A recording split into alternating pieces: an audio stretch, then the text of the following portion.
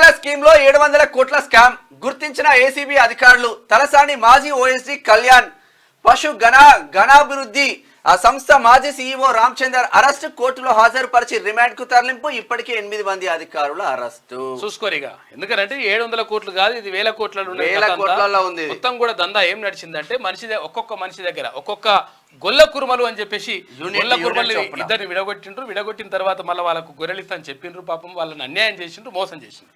Munugode election జరిగినప్పుడు అది తలసాని సీనన్న కూడా వచ్చి, మాజీ మంత్రి తలసాని శ్రీనివాస్ అన్న కూడా వచ్చి ఏమన్నాడు, అరే అది మేము పైసలు ఇస్తా అంటే వీళ్ళు అడ్డుకుంటున్నారు అట్లా అని చెప్పిండు. ఏమైందన్న తలసాని సీనన్న గిందికేనా, ఇదేనా కథ జరిగింది అని అడుగుతున్నారు ప్రజలు. చెప్పాలి కదా సమాధానం. విషయం ఏంటంటే 700 కోట్ల రూపాయలు కాదు, ఇది 1000 కోట్ల రూపాయలలో మొత్తం కూడా అవకతవకలు జరిగినాయి. అందులో భాగంగానే తలసాని సీనన్న వల్ల ఎవరు ఓఎస్డీ ఉన్నాడు కదా, ఆ ఓఎస్డీ మొత్తం కాయిదాలన్నీ ఇంపేసి తర్వాత బస్సాలలో వేసేసి కాలబెట్టి అంత కథ అంతా వేసిండు కదా గతంలో. అదంతా కూడా బయటకు వస్తా ఉంది. ఒక్కొక్కరు ఏం చేసిండ్రు, ఏం కథ, ఏం మెక్కిండ్రు, ఏం కథ అనేది. తుపాకీ సీన్ కూడా అప్పుడు వాళ్ళ ఆఫీస్ కూడా హడాబడిగా బస్తాలు చదివేసి వ్యాన్లలో ఎక్కించేసి పంపించేసిండు తుపాకీ సీన్. ఆ తుపాకీ సీన్ కథ గట్లుంటే ఇక ఏది చాలా మంది మళ్ళీ ఓకే ఆర్మూర్ పాండు గురించి మాట్లాడతారు.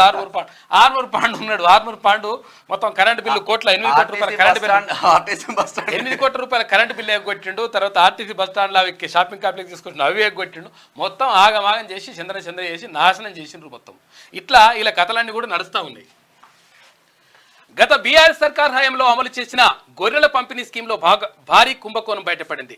ఈ స్కీమ్లో 700 కోట్ల రూపాయలు దారి మళ్లినట్లు ఏసీబీ అధికారులు తాజాగా గుర్తించారు. ఈ కేసులో రాష్ట్ర పశుగణాభివృద్ధి సంస్థ మాజీ సీఈఓ, గొర్రెలు మేకలు అభివృద్ధి సహకార సంస్థ మాజీ ఎండీ సభావత్ రామచందర్, అప్పటి పశు సంవర్ధక శాఖ మంత్రి తలసాని శ్రీనివాస్ యాదవ్, ఓఎస్డీ గుండమరాజు కళ్యాణ్ కుమార్ కూడా శుక్రవారం అరెస్ట్ చేసిందట.